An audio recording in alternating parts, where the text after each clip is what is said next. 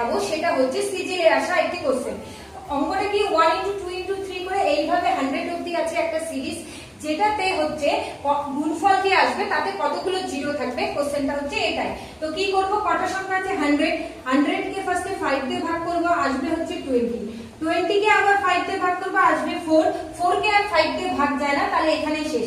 তাহলে কত আসলো, ফার্স্টে 20 প্লাস 4, তার মানে আসবে হচ্ছে 24টা জিরো। এবার সেকেন্ডের ক্ষেত্রে দেখো 2 × 4 × 6 এইভাবে যাচ্ছে 200 করে। তো এই ক্ষেত্রে কি হচ্ছে, যেহেতু পরপর ন্যাচারাল নাম্বার নেই, তো সেই জন্য এখানে কি করব, গ্যাপ কত আছে 2, এখানে গ্যাপ কত আছে 2, টোটাল আছে 200, তার মানে 200 ভাগ 2 আসছে হচ্ছে 100।